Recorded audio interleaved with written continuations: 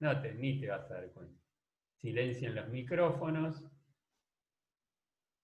Y bueno, yo voy a hacer una pequeña, y si bien necesita presentación, Flor, porque no solamente es una persona muy allegada a nosotros, porque hemos trabajado muchos años juntos y seguimos trabajando en la academia, sino porque además ha hecho proyectos de una significación muy importante para todos, porque realmente han tenido la oportunidad de operar en el centro urbano de la Argentina, se podría decir, que es en la ciudad de Buenos Aires, con dos proyectos emblemáticos como son el Centro Cultural Kirchner, que todos hemos ido a visitarlo con la carrera, y el Museo de la Aduana, o el Museo de Presidencia, más formalmente conocido en la aduana de Taylor, que conforman un conjunto y son parte de un proyecto urbano mucho más ambicioso, que algún día se terminará de concretar, pero que intenta recuperar un área central para la ciudad de Buenos Aires, como es la zona de la Casa de Gobierno y Puerto Madero.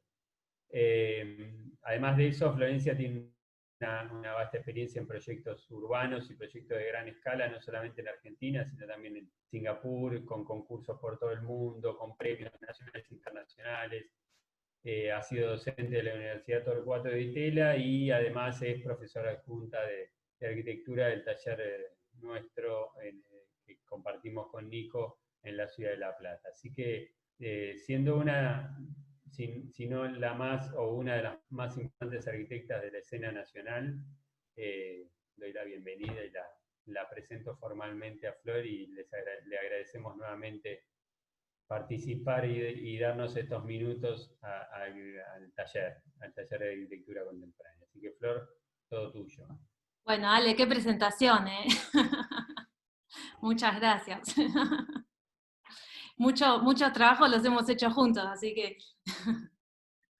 Bueno, a ver, vamos a compartir pantalla. ¿Se ve la pantalla?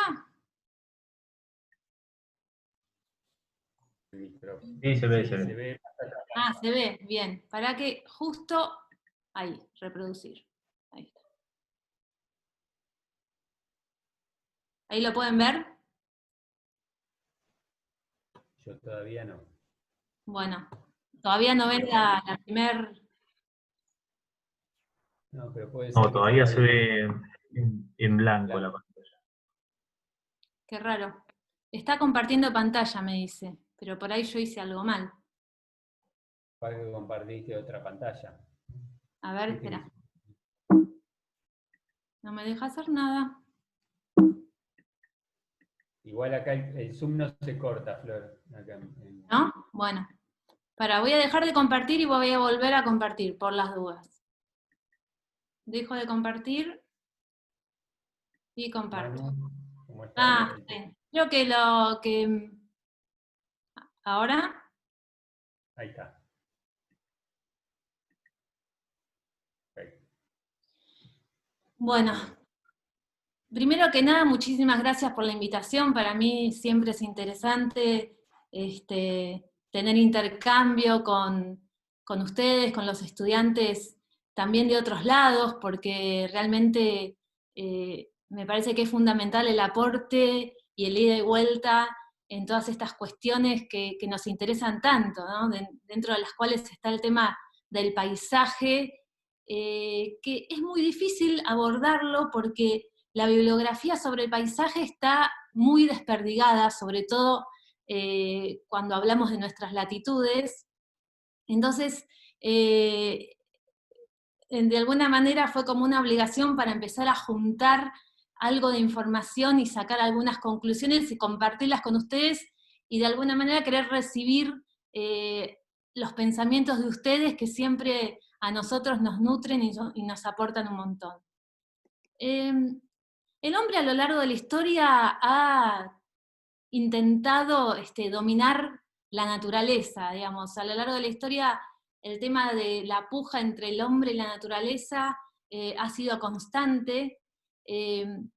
empieza a ver como los primeros esbozos de los primeros jardines, el jardín de Babilonia, ya en los siglos 6 antes de Cristo, y el hombre ha intervenido en la naturaleza por diferentes motivos, ¿no? Cuestiones religiosas, como se puede ver acá en esta foto en la isla de Pascua, incorporando programas. Los griegos realmente fueron los que han logrado entender el paisaje, ser sensibles al paisaje, entender los vientos, las orientaciones. Este proyecto que es el Teatro del Epidauro, seguramente todos lo conocen, pero les recomiendo, es una de las obras de arquitectura y paisaje, ¿no? Uno no puede como separar qué es arquitectura, qué es paisaje, porque, digamos, toman la topografía y montan ahí ese gran teatro, ese gran anfiteatro, aprovechando la topografía, las pendientes, las orientaciones, las brisas.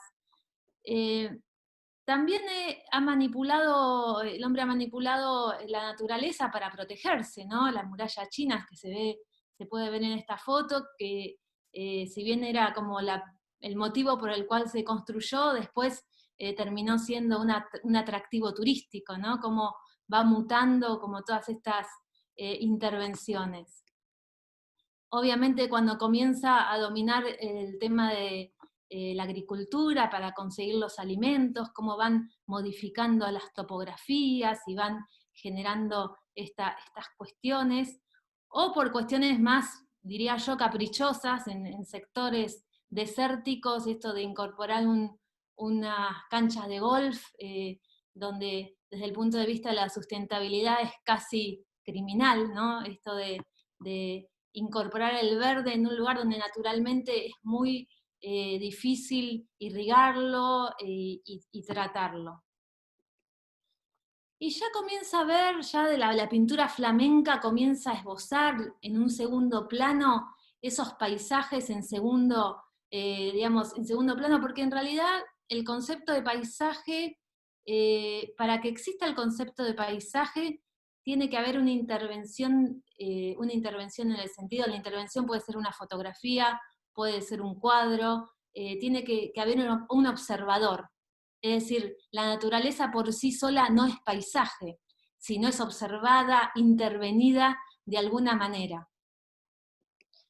Y es así como, bueno, desde los microcosmos idílicos hasta diferentes ejemplos. A mí me gustaba contar un poco, para empezar, el ejemplo de los jardines de Suzhou en China, en esta zona del delta, en donde la naturaleza es una representación de las aguas fuertes chinas.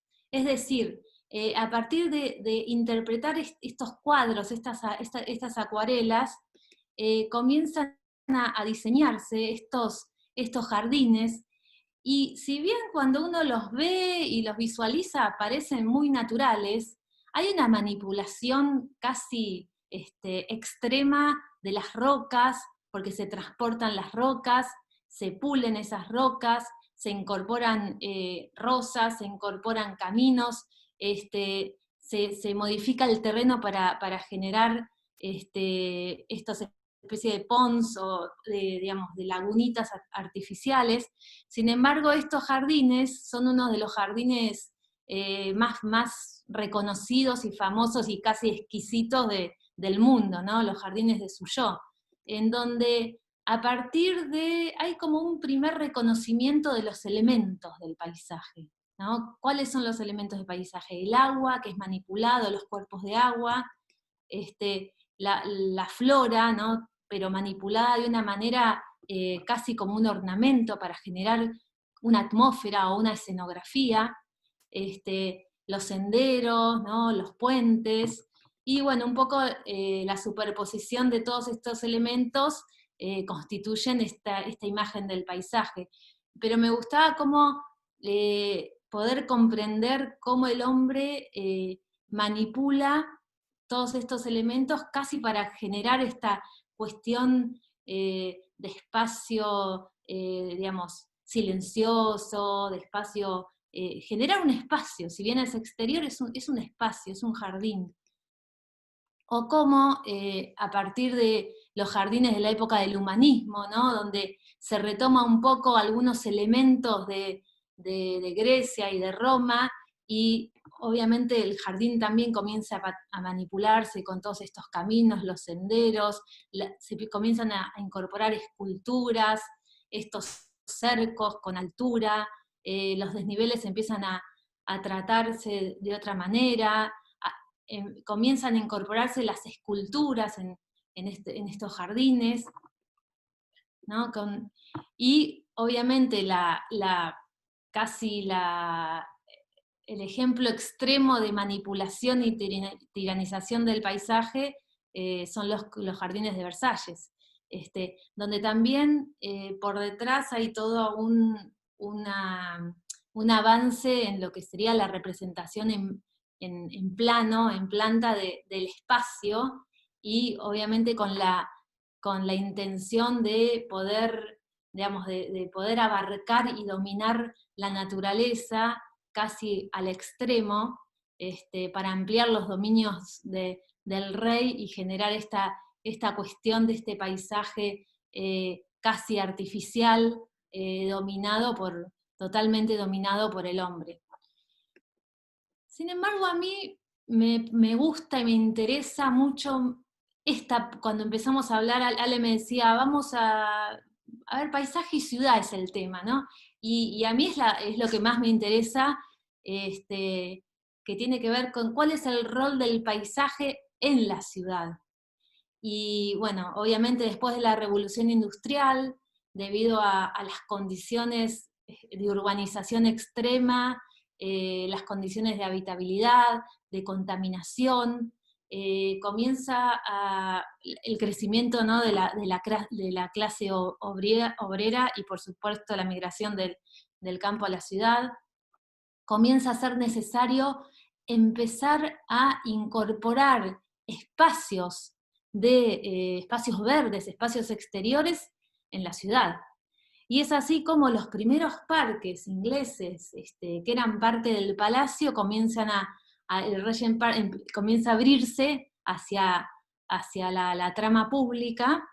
Estos son como los primeros esbozos, y que es el Birkenhead Park en Liverpool, que es uno de los sectores que más había crecido en cuanto a la demografía y la densidad, es el primer parque público por excelencia, que está concebido y realizado con fondos estatales, y que en realidad, fíjense qué actual el tema, ¿no? Está pensado por cuestiones higienistas también, porque la gente ya no podía, la calidad de vida era muy mala y era necesario oxigenarse, era necesario tener estos lugares de ocio debido a la cantidad de horas que la gente pasaba en sus trabajos, ¿no? Con el trabajo en serie, la fábrica, etcétera, etcétera. Y es decir que, además de pensarse en espacios para mejorar la salud, el oxígeno, etcétera, etcétera, también se incorporaban nuevos programas, desde eventos al aire público, a eventos públicos de espacios de paseo, y lugares también para encontrarse, para ser vistos y que la gente pueda encontrarse. Y es así como comienza o se empieza a gestar lo que se llama el Park Movement, que es todo este movimiento en defensa de los parques públicos, en donde, bueno, un protagonista de este periodo era Olmsted, que es quien diseñó el Central Park en Estados Unidos, pero tiene toda esta influencia de los parques ingleses, ¿no? Y en el Central Park, en realidad, fíjense lo que es la pieza, ¿no? No sé si llegan a ver ahí esa pieza dentro de la trama urbana, donde comienzan a aparecer otros temas, como por ejemplo, cómo es la relación entre el parque y la trama urbana, las calles, las veredas, cómo empiezan a diferenciarse en diferentes niveles, bueno, en realidad era el paso del carro y los peatones, pero empieza a aparecer la problemática esta de la diferenciación de circulaciones, y me parece que lo interesante de esto era que estaba planteado como un lugar como democrático por excelencia, donde, digamos, todos podían ir, todos se podían juntar, era como el espacio de encuentro colectivo digamos, de todas las clases, donde realmente este concepto del espacio público se verificaba. ¿No? Acá se puede ver esta diferenciación que decíamos de las vías. Bueno, durante el periodo moderno, bueno, sabemos que había como el arte se trasladó en algunas cuestiones casi literalmente a la arquitectura, ¿no? Podemos ver como por ejemplo el neoplasticismo se puede ver casi reflejado en la casa esta de Rietveld, ¿no? Donde se ve como esta cuestión de los planos paralelos. Hay una traslación bastante como natural entre lo que es el arte y la arquitectura. Sin embargo, el paisaje no fue desarrollado de esa manera.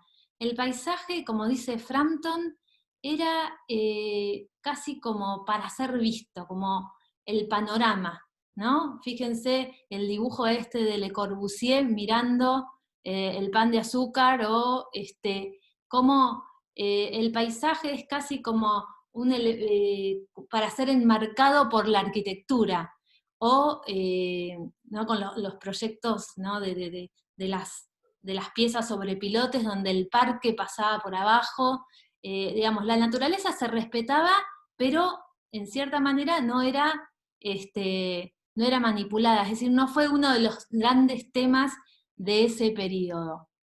Podemos ver, por ejemplo, en la casa Farnsworth, ¿no? Cómo si se ponen a verla en detalle, ese gran terreno de la casa es como que apenas se toca. Tiene un caminito lateral donde llega y no hay ninguna manipulación, sino que la naturaleza va tomando como, cambiando, transformándose en las diferentes estaciones, y la casa la enmarca, la jerarquiza, se posa en la naturaleza, pero no la modifica. Pero de alguna manera la está interviniendo, porque al enmarcarla también es una manera de intervenir esa naturaleza y pensarla como un paisaje. La está interpretando. Y es bueno, seguramente lo conocen, ¿no? A Burle Marx, que es este increíble paisajista. En realidad él era alemán, pero se va a vivir a Brasil y queda como fascinado con Brasil, con la flora, con la topografía, bueno, con toda la cultura brasilera. Y él sí realmente hace una interpretación y una interpretación propia de la modernidad y de la topografía, y a partir también de cuestiones plásticas las va trasladando y transformando en paisaje y en arquitectura, un poco interpretando la naturaleza o el paisaje, la topografía, las curvas, ¿no? De Brasil. Y si uno ve la arquitectura también de Niemeyer, ¿no? Como la arquitectura moderna toma mucho de la topografía y de toda esta cuestión voluptuosa de la geografía brasilera, ¿no? Y entonces fíjense que yo creo que la arquitectura moderna y el paisaje en Brasil llegan como a un punto de una resolución realmente muy buena, porque es ahí donde con el clima, con el paisaje, se verifica un poco todas estas cuestiones que buscaba Le Corbusier, de elevar los edificios, de dejar el cielo libre, de las terrazas accesibles. Esta es una foto del Ministerio de Río de Janeiro, de Lúcio Costa. Y fíjense cómo a partir también de Burle Marx, a partir de respetar hasta la tecnología o cuestiones más de la tradición y la cultura portuguesa, como el mosaicismo, diseña todas estas kilómetros, creo que eran como 4 kilómetros de costa en Copacabana, toda esta costanera, en donde con ese diseño como más, casi como pensando que son las mismas olas que llegan hasta la costa, y aparte que es un diseño que está pensado para ser visto también desde toda esa pantalla de edificios en altura, es decir, pensado en las distintas escalas, con una vegetación que obviamente tenía que soportar el viento, tenía que ser adecuada para ese sitio. Burle Marx lo que hace es también es darle jerarquía a la flora autóctona. Es decir, él decía que no existían las plantas feas, que no había plantas feas y plantas lindas, había plantas del lugar y había que utilizar la flora del lugar donde uno trabaja. Es verdad, él venía de Alemania, llegó a Brasil y realmente se encontró con con una variedad y una voluptuosidad en la flora que seguramente lo inspiró mucho. Pero bueno, justo no lo puedo leer esto porque me tapan todas las pantallitas, pero no importa. Me interesaba esta frase de Frampton, ¿no? En busca del paisaje moderno, en donde él lo que dice es que hoy sería irresponsable pensar que el paisaje tiene que ver solo con una representación de la cultura, o digamos, que con el tema del medio ambiente, y pensando que nuestro medio es finito y que cada vez lo estamos degradando más, es importante que el paisaje moderno, que el paisaje contemporáneo, tome todas estas problemáticas y las incorpore.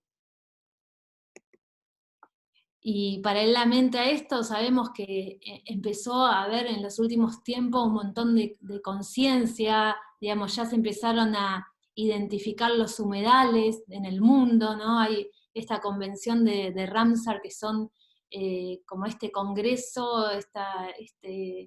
que empieza a identificar los humedales en todo el mundo para protegerlo, porque son como el medio ambiente que más diversidad tiene en cuanto a flora y en cuanto a fauna. Entonces comienza a haber una conciencia y comienza a haber como una mirada distinta, un poco más consciente con respecto al medio ambiente del paisaje. Y es así como, bueno, casos extremos como China, donde, no sé, yo siempre pienso que ellos se están como adelantando a los problemas porque en estas ciudades tan densas tienen como muchos más problemas que nosotros, pero que si nosotros seguimos con este crecimiento indiscriminado e irresponsable, vamos a tener estas problemáticas. Este es un proyecto de esta oficina que se llama Turrenscape, que es muy interesante porque a mí me interesa que es un proyecto que de alguna manera es educativo, ¿no? Ellos trabajan en esta especie de terreno que está flanqueado por autopistas, por viviendas de altísima densidad, y que antiguamente era un campo de tiro, por lo cual el terreno, el suelo, estaba totalmente contaminado, y la única manera de recuperarlo era hacer estos pequeños ponds, le llaman ellos, no sé cuál es la traducción exacta de ponds, pero es como pequeños pozos de agua para ir cambiándole el pH paulatinamente al terreno. Entonces, ¿cómo hacer un parque en ese lugar?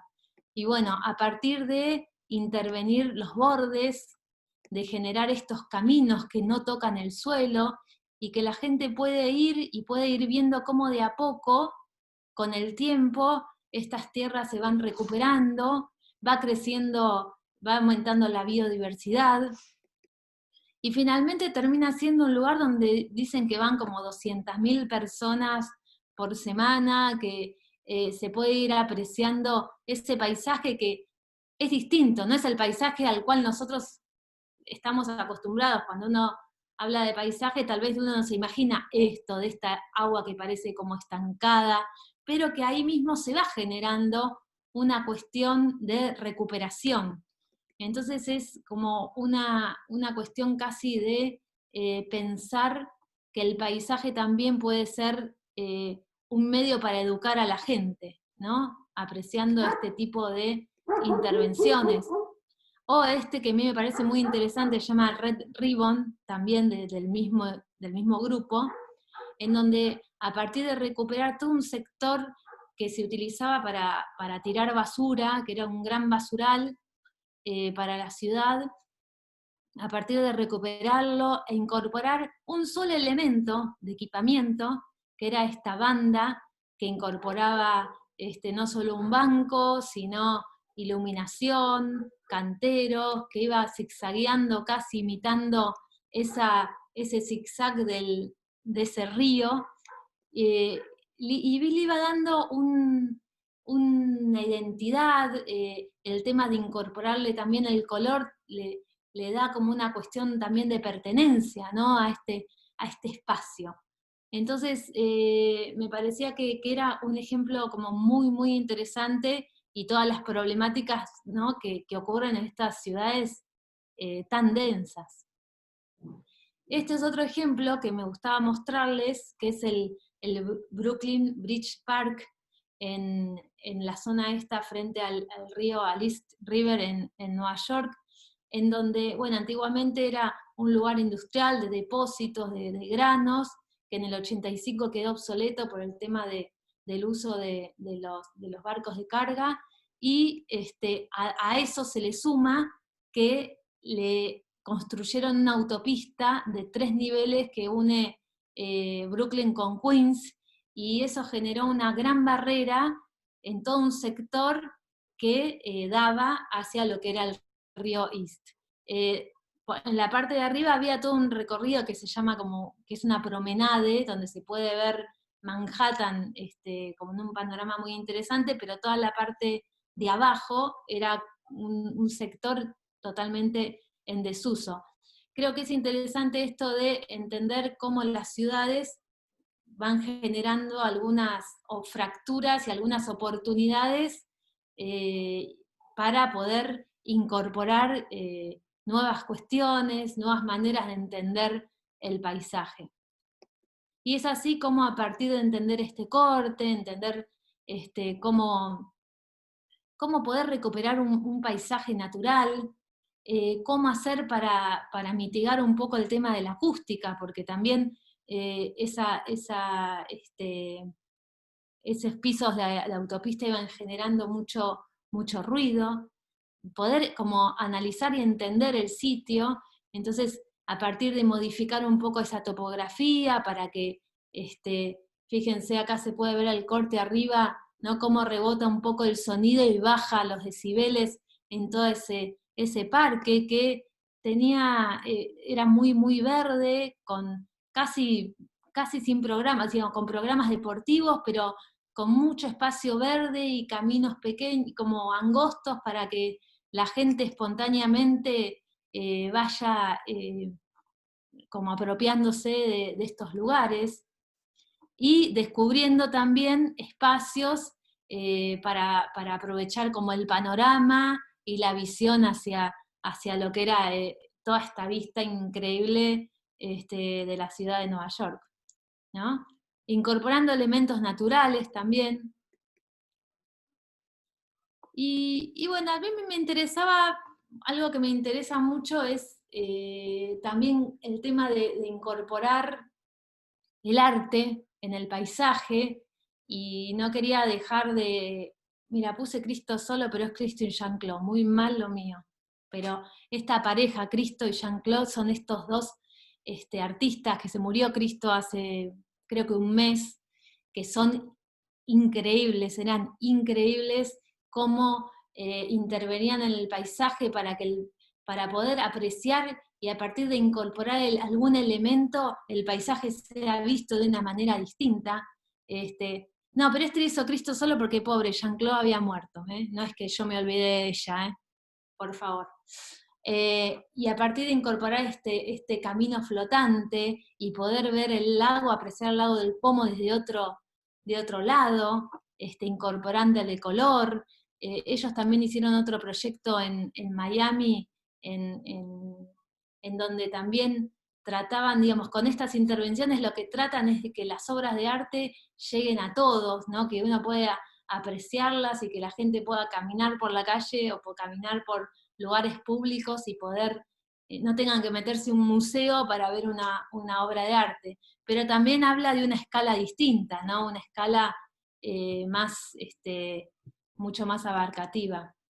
O la microescala, que a mí me encanta este proyecto. Estamos hablando de dos proyectos de paisaje efímeros, ¿no? Porque son temporales. Duró un tiempo, o el Serpentine Pavilion de Peter Zumthor, también en Londres, en donde a partir de casi abrazar un jardín, ¿no? Generar una caja y generar un jardín en el medio de una escala muy pequeña, ¿no?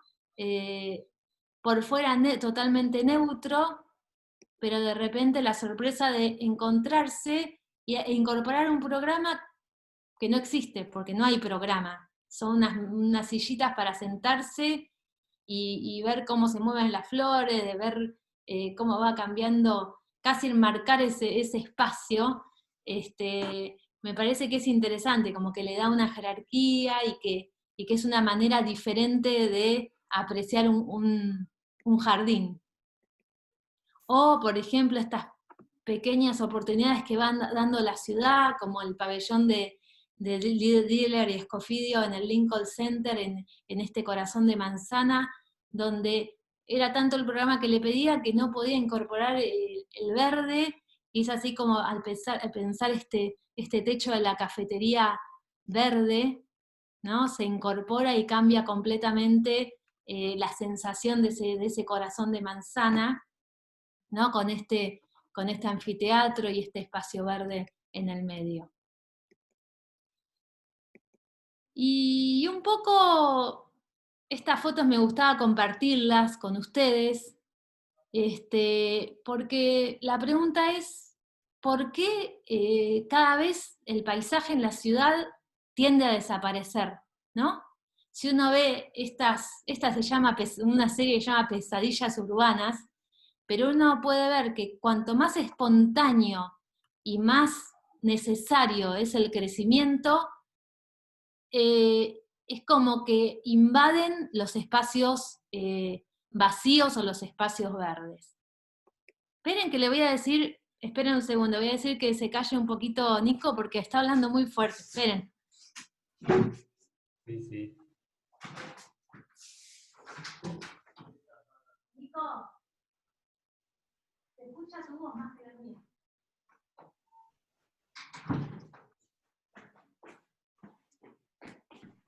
Hola, ya está.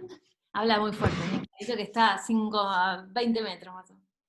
Bueno, o estas también de Paradisos Siniestros, donde la especulación, la invasión de los espacios, fíjense cómo se tapizan estos territorios, y esta es como la gran preocupación que tenemos nosotros en nuestras latitudes, donde uno ve indefectiblemente que está ocurriendo esto.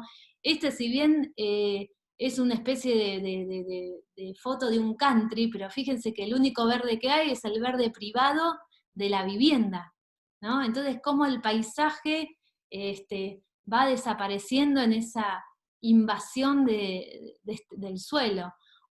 Y las problemáticas que, bueno, con Alex siempre discutimos, tenemos nuestro grupo de chat y siempre discutimos del tema de cómo tienen que ser las ciudades, ¿cuál es la ciudad ideal casi, no? Entonces, en nuestro gran territorio decimos, sí, sí, pero tiene que ser densa, tienen que ser compactas. Y bueno, ¿qué pasa cuando las ciudades se extienden en superficie? Y bueno, ocurren estas cosas, hay que llegar a los diferentes lugares, si están lejanos, y puede ocurrir esto que vemos en la foto, ¿no?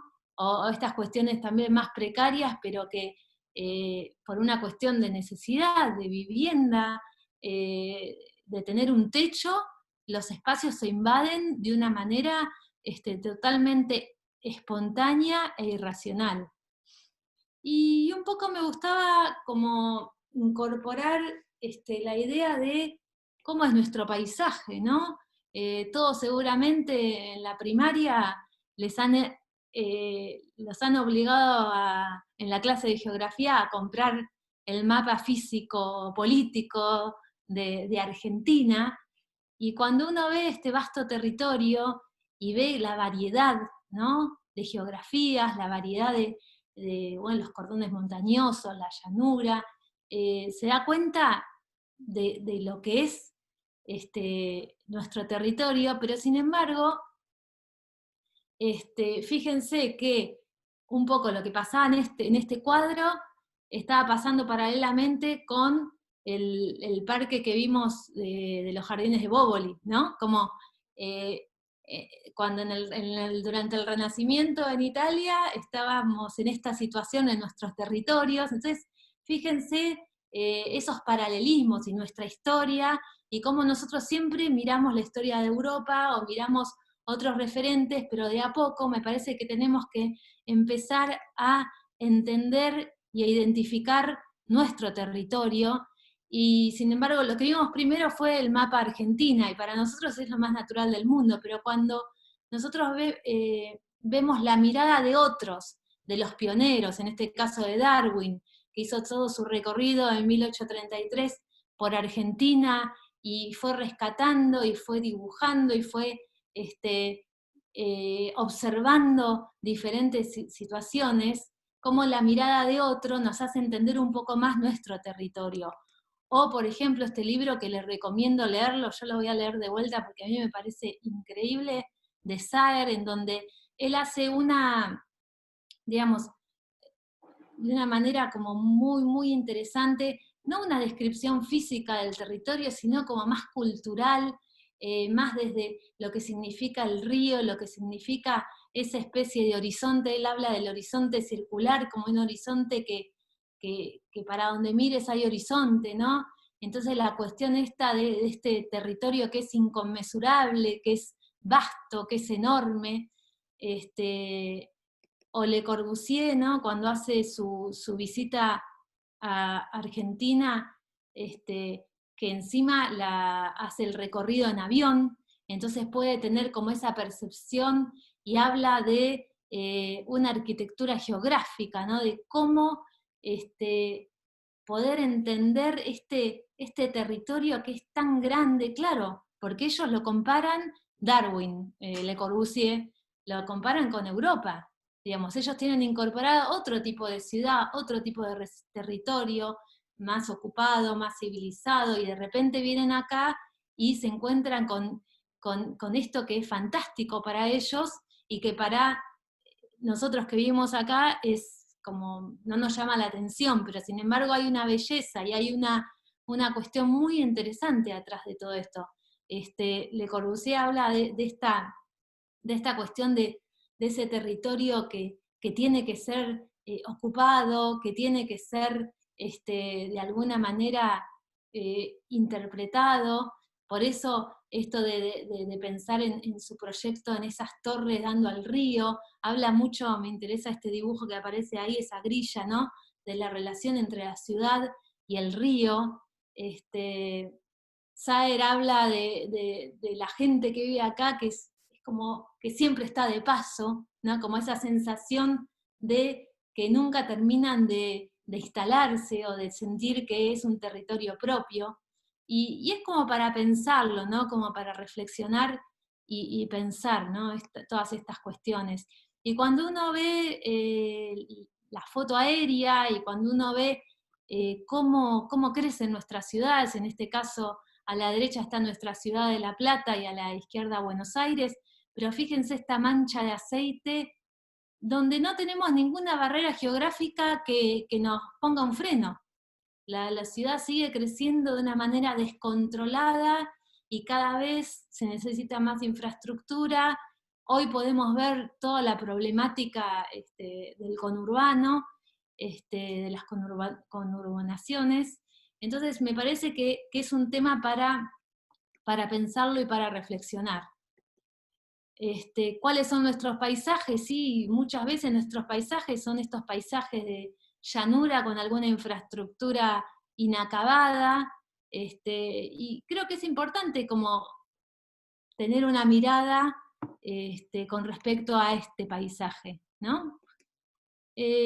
Con un conflicto permanente entre lo que es la ciudad y el río. Esto es una imagen de la autopista Buenos Aires-La Plata, donde toda la parte de la relación con el río siempre está obstaculizada.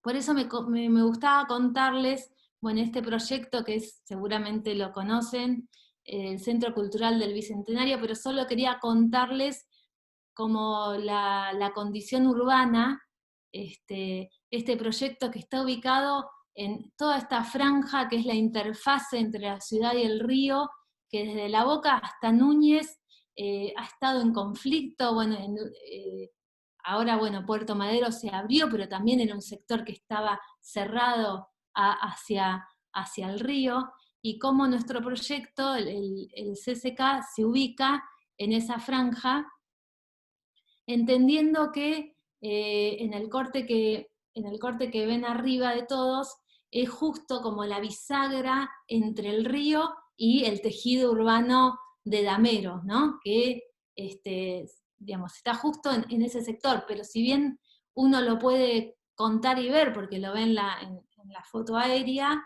desde el punto de vista peatonal eso no se percibe. Sin embargo, es un edificio que está fundado en todas tierras ganadas al río. Pero me interesaba contar un poco, por lo menos las intenciones desde el punto de vista urbano paisajístico que teníamos, de generar este gran parque, el Parque del Bicentenario, que era este gran espacio verde que de alguna manera mantenía toda la flora, las tipas, todo lo que era la vegetación que existe hoy, que es súper interesante, pero que hoy en realidad hay un gran conflicto con respecto a las vías de tráfico. Entonces la idea era enterrar esas vías de tráfico y generar como ese parque, si bien se ve como un espacio verde, es un colchón que por debajo tiene toda una cuestión de transferencia de transporte público, y ese parque remata en la plaza del Bicentenario, que hace un poco de antesala al edificio, al nuevo centro cultural. Y ese parque también se intercepta con el Puente de la Mujer, bueno, todo este eje este-oeste, tan jerárquico dentro de lo que es la ciudad de Buenos Aires, ¿no? Casa Rosada, Plaza de Mayo, el río. Acá se ve alguna de las imágenes, pero lo que me interesaba era también entender que uno también puede pensar desde la arquitectura cómo se va a percibir el paisaje, y un poco la idea era recuperar esa condición y esa relación con el río en la última planta, ¿no? En esta secuencia de plazas en el espacio, rematamos en la plaza que es la cúpula, con sus cubiertas, digamos, con su envolvente transparentes, y se recupera la visión del paisaje a otra escala, ¿no? Donde se puede ver el río y se puede ver, y es un mirador público hacia la ciudad. Es decir, que hay una intención de relación entre lo que es la arquitectura y el paisaje.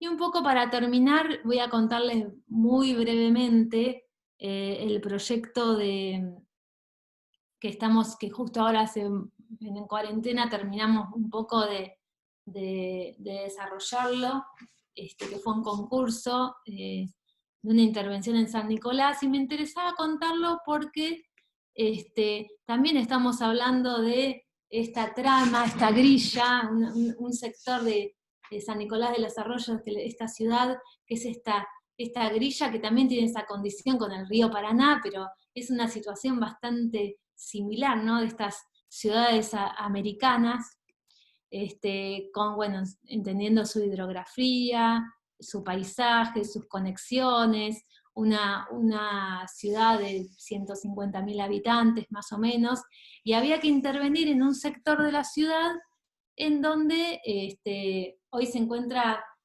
todas las instalaciones militares de estos batallones, que en realidad hay en muchas ciudades, y que si bien creo que son espacios de oportunidad, porque son grandes superficies de verde, que hoy ya no se utilizan como se utilizaban antes, y son oportunidades para que la ciudad empiece a recuperar verde, ¿no? Como muchas veces el verde es parte de la planificación de la ciudad, pero muchas veces hay ciertas oportunidades que nos permiten recuperar esos espacios para un espacio público abierto y verde. Y es así como, bueno, ahí está la ubicación del sitio en relación con la trama urbana, y como, si bien esta foto es más actual, antes, durante todos estos años, esta calle, que es la calle Rivadavia, tenía un paredón opaco, es decir, que la gente que vivía, a ver si hay otra, la gente que vivía en estas casas casi no tenía percepción de que a metros tenía el río Paraná. Es decir, ahora que se cambió este año, después del concurso, se modificó, para empezar a etapabilizar algunas tareas, se modificó y ahora ese límite es transparente, así que por lo menos lo visual está, o la percepción de que ahí hay algo más natural está, ¿no? Entonces, un poco esto de empezar a interpretar el paisaje, que era un paisaje distinto, con obviamente un montón de preexistencias, una flora ribereña bastante particular, este parque como parte de un sistema de costa de toda la ciudad, de ribera en realidad, y una intención, que esto se puede ver en los dibujos, que son intenciones, ¿no? La intención de la intervención era, había que incorporar densidad, había que incorporar superficie construida, pero de alguna manera nosotros queríamos que se mantenga el parque. Y es así como la idea era que el parque llegue a la ciudad y casi como unos dedos verdes que se metan en la ciudad, y que la ciudad llegue al verde, ¿no? Al parque, al paisaje. La misma intención con diferentes configuraciones, finalmente quedó algo más parecido a este dibujo que ven, pero como esos grandes bulevares bien anchos podían empezar que estaban hasta diseñados con la flora autóctona ribereña, la idea era que pudiera como llegar esos dedos de verde hacia lo que es la ciudad. Este es un dibujo de Gerardo muy lindo, que es una imaginería del bulevar entre el parque y la construcción.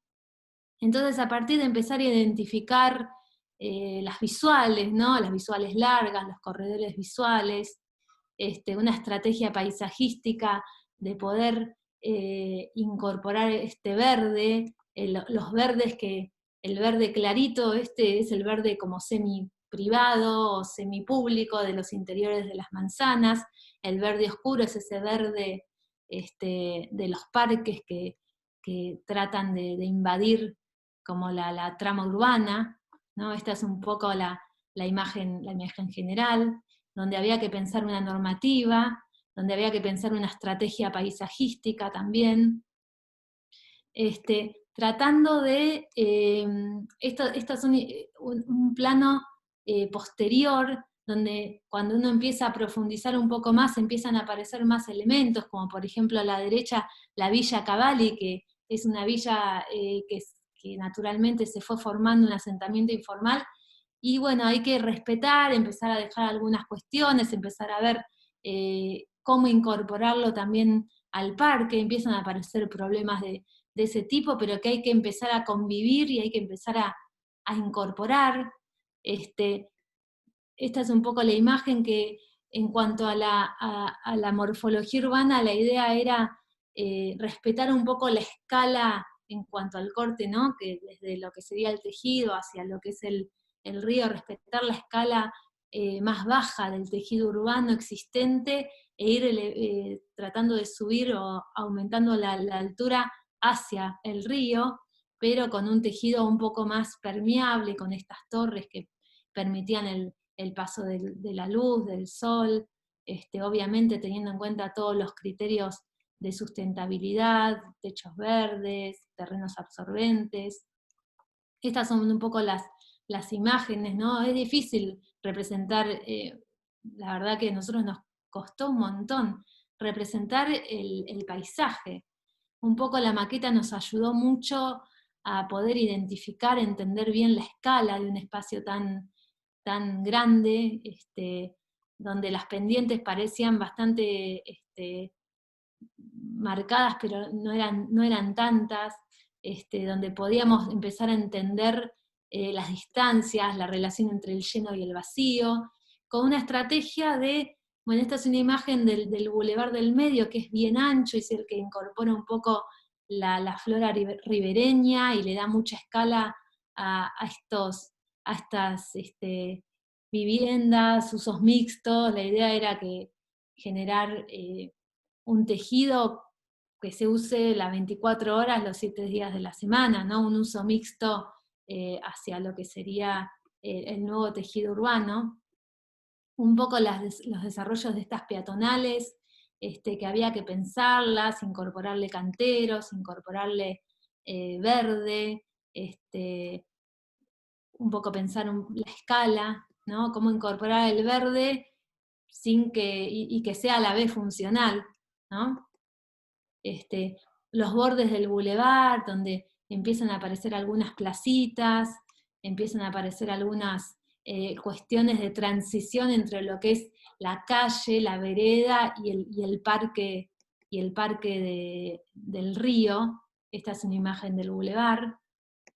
Estas son algunas imágenes, que también es un dibujo de Gerardo, que empezamos a identificar y a tener una lectura de lo que es este espacio natural, y había una especie casi de anfiteatro natural que la idea era mantener el parque o todo este espacio y la topografía lo más limpio posible, e incorporar dos elementos. En este caso eran 2 pasarelas, esto es lo que se va a hacer en la primera etapa, casi como 2 muelles, que de alguna manera se podía llegar hasta el río y tener como esta especie de mirador, o se podía hacia este lado, hacia el otro lado, poder bajar, ir a pescar, poder generar estas cuestiones, casi como sabíamos que había que empezar como a tener un gesto, ¿no? en este parque, pero sin modificar como la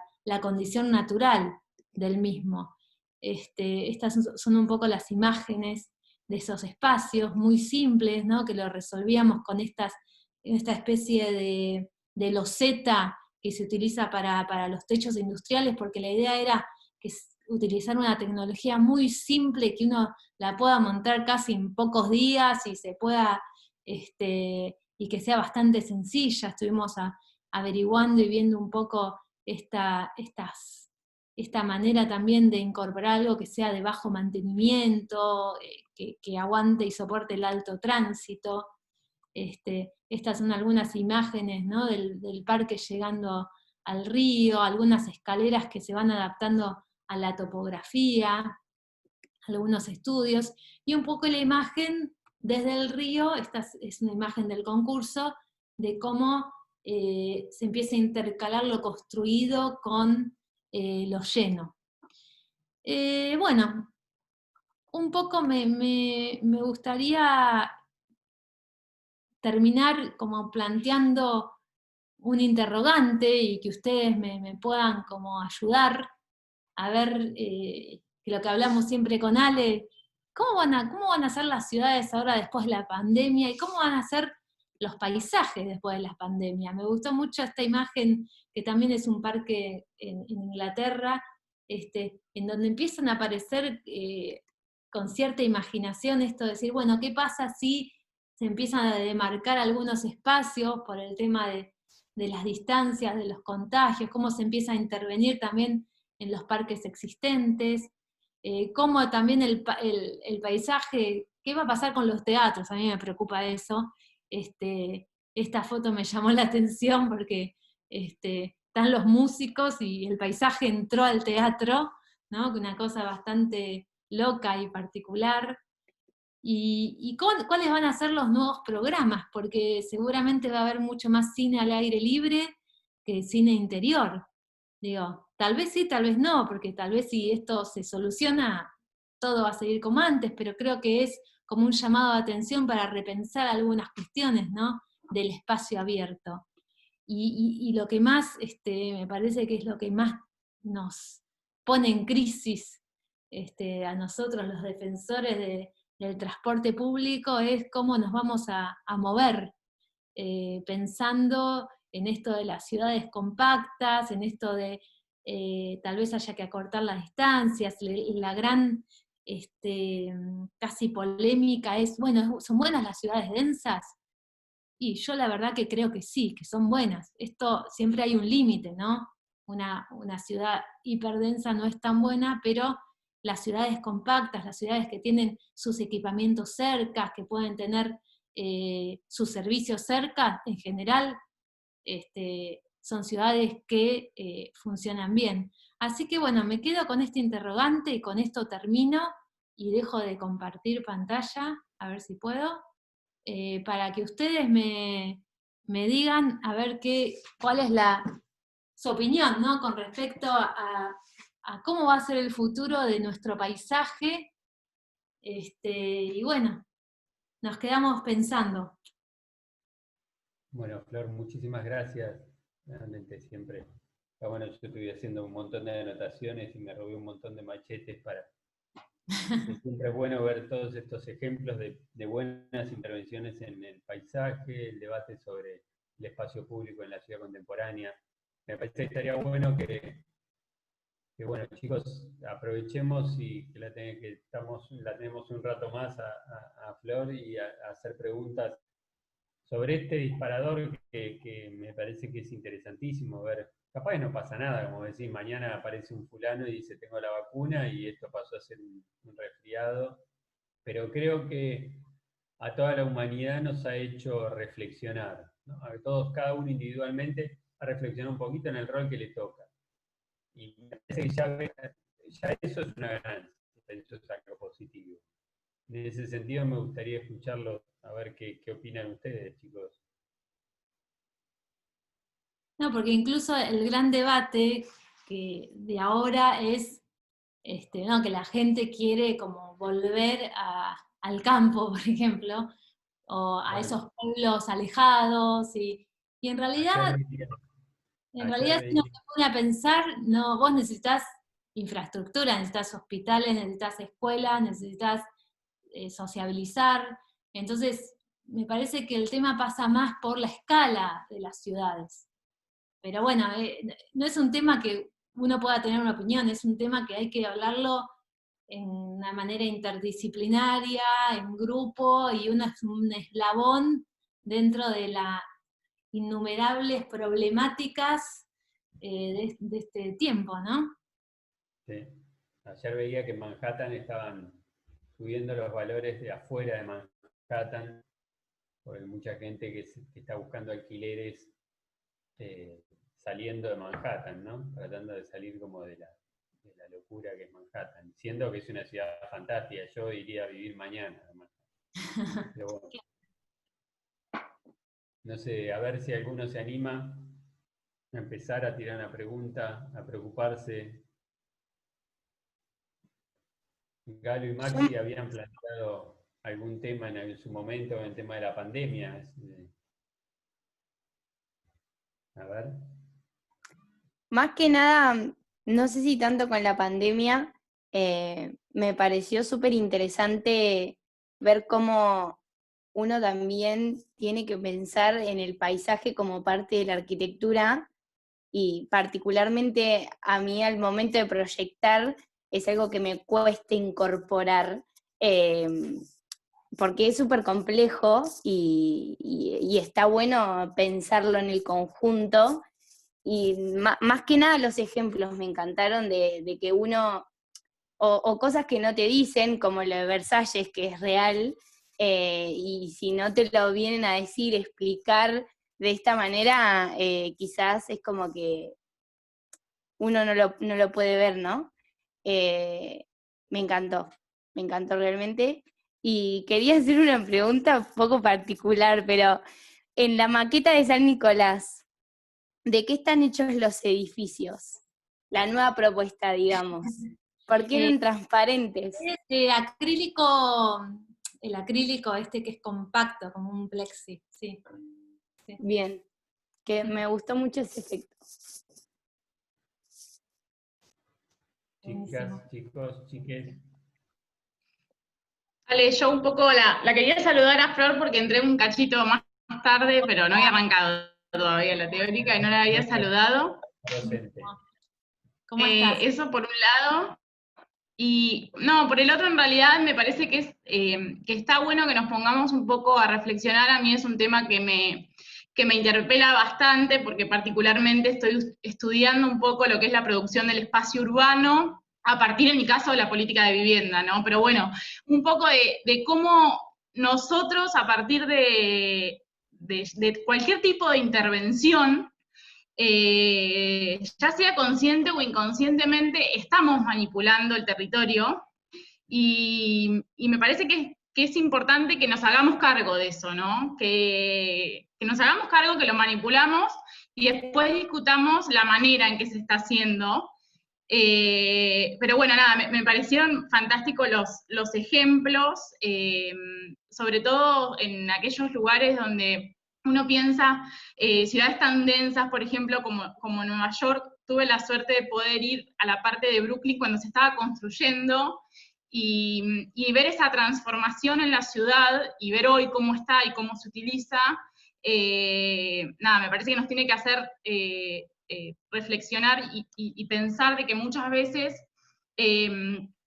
tenemos que manipular el espacio sin querer tampoco imponer alguna forma determinada de utilización, porque en definitiva la apropiación del espacio es mucho más compleja y estaría bueno siempre indagar un poco más a partir de eso. Sí, eso que decís está bueno, me parece, digamos, mucha tendencia paisajística también tiene que ver con esto de, antes de largarse a proyectar, bueno, entender, bueno, cómo son los recorridos, cómo lo usa la gente, un espacio que todavía no está diseñado, muchas veces como que materializan un camino que está gastado porque la gente cruza y va de un lugar a otro, ¿no? Entonces, eso como me parece que tiene que ver más con estar como atento, permeable a lo que pasa, ¿no? Como cuando yo hablaba del Epidauro, que para mí, bueno, Ale sabe que yo soy como medio fanática, no sé por qué, pero es un anfiteatro, es un teatro que para mí es increíble porque es como que los griegos descubrieron esa topografía, esa pendiente, esas visuales, esa orientación, a partir de leer el paisaje, digamos, de leer la naturaleza y transformarla, pero eso requiere como de una lectura sensible y atenta, y ¿no? Como de entender ese paisaje. Muchas veces, como decís vos, nos creemos todopoderosos e intervenimos de una manera casi, no sé, como agresiva, ¿no? Algún paisaje sin haber entendido como las virtudes de lo que había antes, ¿no? Hay como una visión de que la calidad del diseño tiene que ver con la originalidad y no con la sensibilidad en la lectura de lo que existe, ¿no? Del precedente. Y bueno, Sí. eso acá es muy común, sobre todo en nuestro país, sobre todo en algunas ciudades, creer que lo creativo pasa por otro lado. A mí me interesaba también que vinieras vos y que nos dieras esta charla, porque también yo creo que para los chicos es el conocimiento más profundo de una disciplina o una intradisciplina dentro de la arquitectura, una disciplina incipiente, que realmente nosotros no nos formamos con la noción del paisaje. Inclusive hay un tema hasta de lenguaje, porque en el lenguaje inglés el landscape tiene toda una trascendencia de todo lo que significa, y uno con esa palabra ya entiende lo que es. Y en castellano el paisajismo ha sido vapuleado un poco y casi tiene más que ver con la jardinería o con una escala menor, pero no hay una palabra que pueda sintetizar el significado que tiene el vocablo en inglés. En ese sentido, creo que todos ustedes les acabamos de presentar una posibilidad también de desarrollo personal en ese sentido. La disciplina del diseño del paisaje en la Argentina está muy poco desarrollada, realmente muy poco desarrollada. Si la planificación no tiene mucha presencia en nuestras ciudades, imagínense lo que es el diseño del paisaje. Muy pocas ciudades tienen un código ambiental o un código de espacio público. Y me parece que lo que Flor plantea es valorar esta disciplina, como para ustedes que son estudiantes, me parece que es una posibilidad de desarrollo impresionante. Yo creo que en Bahía Blanca está Horacio, Millerina, no sé cuántos profesionales dedicados al paisaje hay muy pocos. Y realmente cuando han intervenido bien, porque Horacio, no sé, creo que el Paseo de las Esculturas es un poco parte de algo que intentó hacer él, y me parece que en eso hay que reconocer también el aporte de la disciplina a la recuperación del espacio público. Yo no me quiero extender mucho, pero me parece que yo sé que vos y Nico son como muy, les interesa muchísimo y amantes también por tu historia familiar, también por Paeto, por tu papá, que es un entomólogo reconocido no solamente nacionalmente, sino que además es un ecólogo, es un tipo que ha siempre pregonado el tema de la protección del paisaje y de la naturaleza de una manera muy intensa, y me parece que los resultados están a la vista, sobre todo que este último proyecto. A mí me interesa reconocer ese como ese valor de recuperar paisaje, pero también no ser ingenuo y tener que hacer ciudad y tener que tener el suelo para poder apalancar la inversión sobre lo otro, ¿no? Es como, son proyectos mucho más inteligentes que el simple hecho de decir abramos plazas y expropiemos para que todo sea parque, cuando sabemos que esos discursos no llevan a ningún lado, ¿no? Sí, a mí me parece que es una disciplina que es mucho más abarcativa que tal vez, no sé, los primeros ejemplos, digamos, esto de los jardines de China, ¿no? Donde se piensa un espacio con los elementos naturales, con los elementos manipulados, pero no es simplemente eso. La disciplina del paisaje contemporánea es mucho más compleja y tiene muchos más requerimientos y problemáticas. No es simplemente elegir la flora e incorporarla, no, sino que es una cosa mucho más compleja que obviamente requiere siempre de equipos interdisciplinarios para poder abordarla. Sí, yo creo que es mucho más amplia y interdisciplinaria que la propia arquitectura.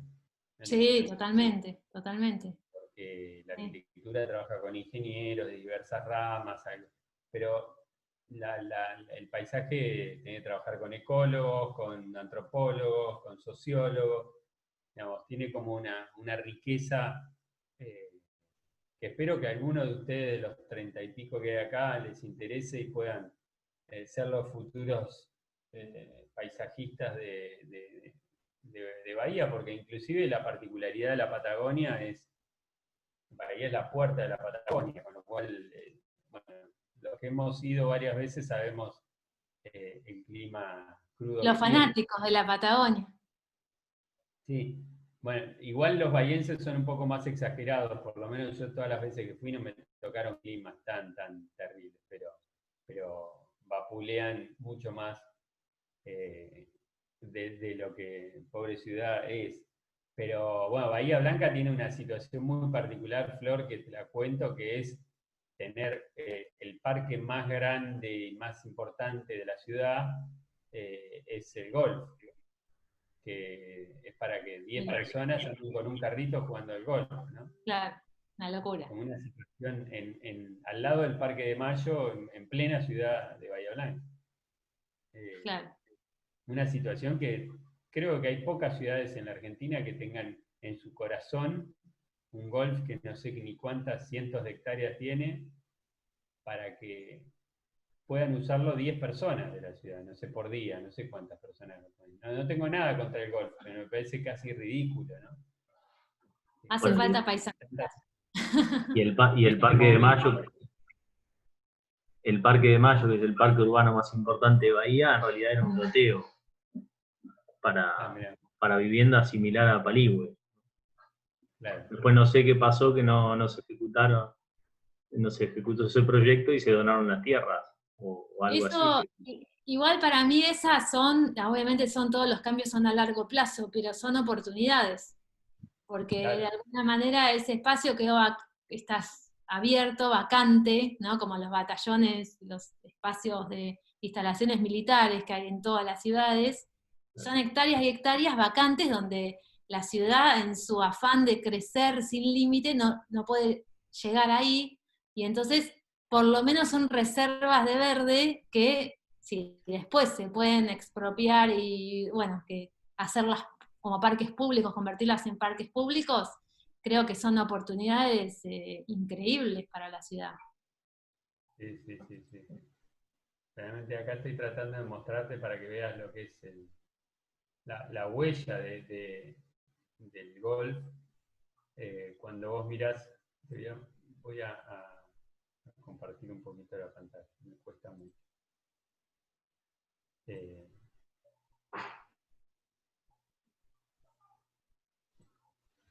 Cuando vos mirás en el Google Maps la ciudad de Bahía Blanca, ahí la ven, ¿no? Todavía no.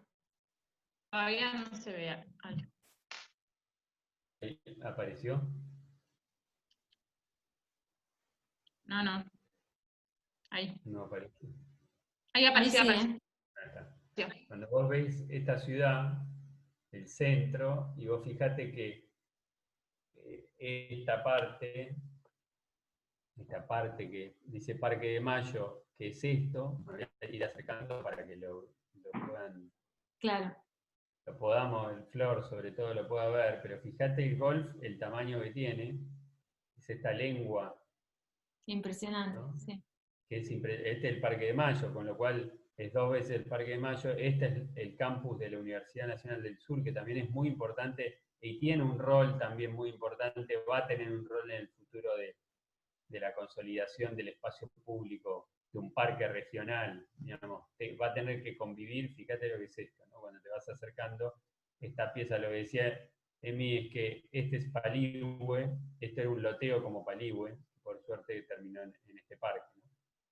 Y el golf es todo esto. Y está en plena ciudad, ¿no? Increíble. Y después no hay, después este es el Paseo de las Esculturas, que es muy lindo porque acá hay este es el río Napostá, que se divide en un canal derivador para evitar inundaciones y que sigue por acá y se mete en la ciudad.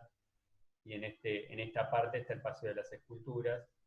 Hay otro parque por acá, hay algunos parques que se han podido ir consolidando, pero todavía tiene una deuda pendiente con esta pieza que es realmente magnífica.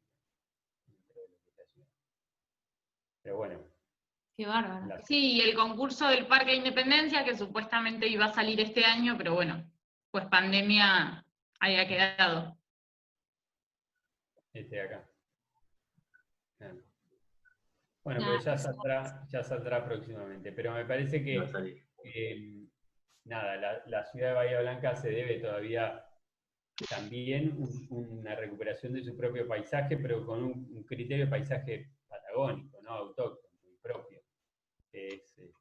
Es una deuda pendiente. Pero bueno, el debate que plantea Flores es interesantísimo. Ciudad densa, ciudad no densa, ¿qué hacemos? Ustedes piensan en Bahía Blanca como que Bahía todavía es una ciudad chica, sí, claro, pero ¿qué pasará dentro de...? Yo me acuerdo cuando era chico, La Plata era una ciudad como Bahía Blanca, y hoy es una ciudad de 1 millón de habitantes. Entonces, ¿cómo muy rápido pasan esos 30, 40 años que hacen que una ciudad, si no lo pensamos ahora, dentro de ustedes van a ser los profesionales que van a llevar adelante esa política. Y me Sí, parece y que que Bahía también tiene la particularidad, Ale, de ser una ciudad chica en cantidad de habitantes, por así decirlo, en relación a su extensión, porque es muy extensa, ha crecido mucho en extensión en estos últimos años, y eso demuestra un poco el tipo de ciudad que se está conformando, tomando mucho espacio ocioso, y bueno, haciendo muy complejo también llevarla adelante, ¿sí? Porque creo que también uno de los problemas que tiene Bahía durante estos últimos 10 años ha sido esta extensión y no poder llegar justamente lo que decía Flor, vos después tenés que llegar con servicios a todos esos lugares y la ciudad está totalmente desprovista de eso. Mira, justo cuando nosotros siempre como que discutimos más en lo teórico con respecto a la extensión de las ciudades, esto del crecimiento tipo mancha de aceite, y en una de las presentaciones que hicimos al intendente de Tres Arroyos, de San Nicolás, perdón, Tres Arroyos, San Nicolás de los Arroyos, cuando le contábamos el proyecto decía, uy, dice, increíble, pensá que yo tengo que, cuando me hacen una casa, por ejemplo, 10 cuadras por fuera del último límite de la ciudad, tienen que llegar con servicios, con luz, con barrido de limpieza, con absolutamente todo. Y ahí como que es como que me cayó una ficha, hace 2 años, 1 año me cayó la ficha, como entre la teoría y la práctica, ¿no? Lo que vos decís, Manuela, eso de extender la infraestructura, extender los recorridos, es de lo más irracional. Lo que pasa es que nosotros, bueno, en nuestro caso la llanura no te da ni un límite geográfico, entonces las ciudades crecen y eso realmente no es beneficioso, no es una manera, porque aparte crecen sin espacio público, sin equipamiento, sin infraestructura muchas veces. Es nuestro gran problema. Recuerdo cuando en 2013, yo estaba ahí con la comisión la comisión urbana del Colegio de Arquitectos, de Asuntos Urbanos. Apareció todo el tema del Procrear en La Plata, ¿no? ¿Se acuerdan del Procrear y todo? Que te daban 10.000, en ese momento te daban $10.000, eran 140.000 pesos para comprar un lote y hacerte tu casa, ¿no? Y hubo una política como de, bueno, viste, es una cosa como que hacen los políticos que es muy perversa muchas veces porque generan la necesidad y después solucionan la necesidad que generaron.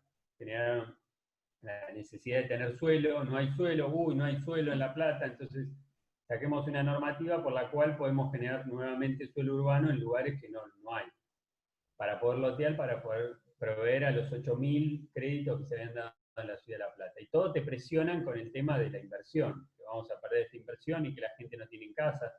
Y que cuando te pones esos loteos eran todos muy alejados, de hecho uno está acá a 2 cuadras de mi casa, que que es una zona inundable inclusive.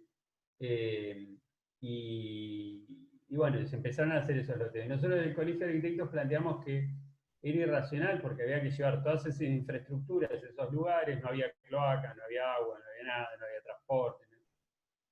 Y por ese mismo dinero se podía construir en el casco, lo cual nos trataron como de, estábamos locos porque el suelo en el casco es una barbaridad. Y cuando vos te ponías a sacar cuentas de la incidencia por unidad funcional en un proyecto de inversión en el casco de La Plata, era de $10.000 por unidad funcional. Era lo mismo, o sea, el suelo lo pagabas igual con infraestructura. La diferencia es que, claro, para un político, cuando das el crédito, cuando das el terreno, estás dando la solución, y cuando das un departamento, estás dando una solución. Entonces, son dos años después.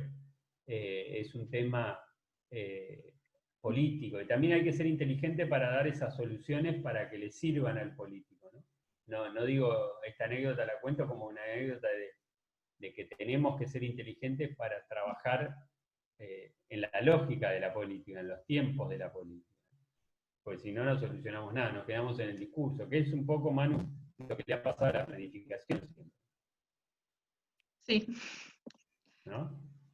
Sí, y es un poco lo que pasa en la gestión también. Bueno, en mi caso de que estoy en el municipio, son los problemas constantes.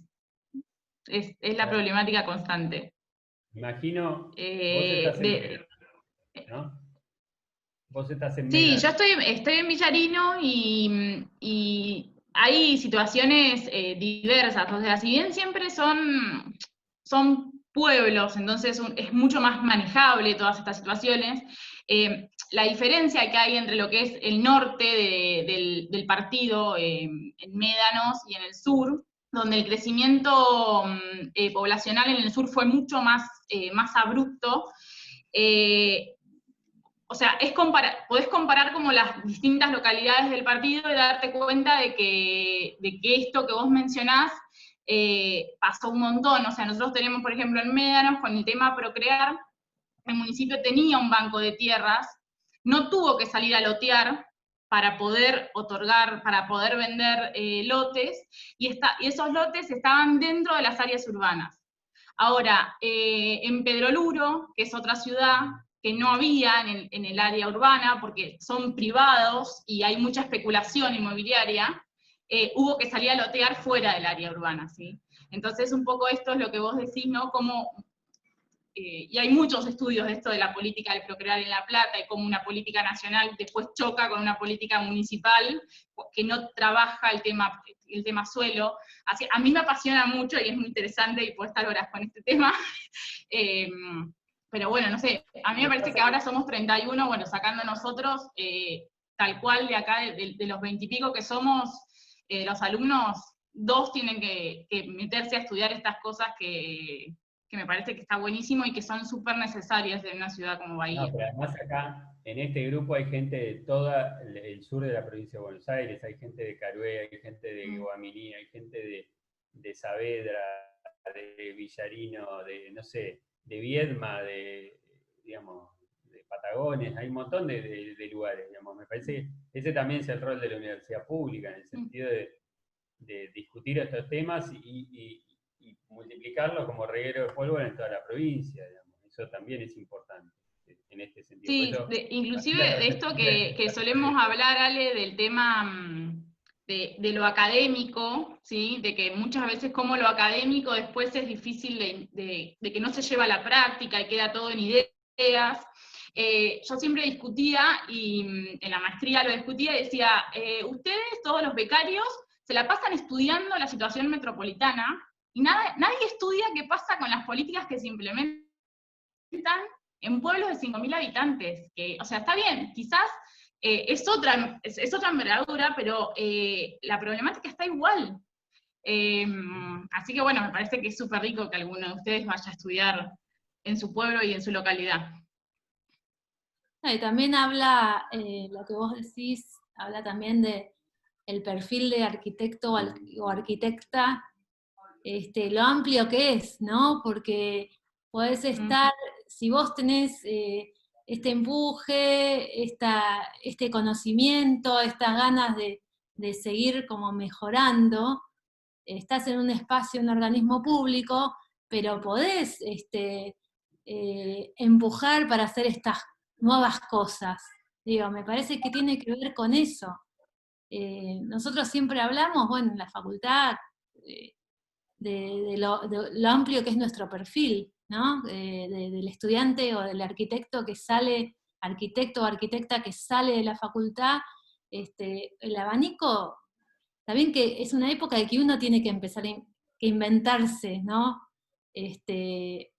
Qué es lo que tiene que hacer. Nadie te va a venir a buscar para hacerse una casa, o es muy, muy raro. En realidad hay que inventarse, reinventarse todo el tiempo. Pero me parece que, Barcelona, fíjate, toda la Villa Olímpica, toda la recuperación de todo ese frente marítimo se hizo desde el municipio, digo. ¿Por qué no? Está bien, se requiere de un apoyo, pero Bueno, alguien lo tiene que tener, ese empuje.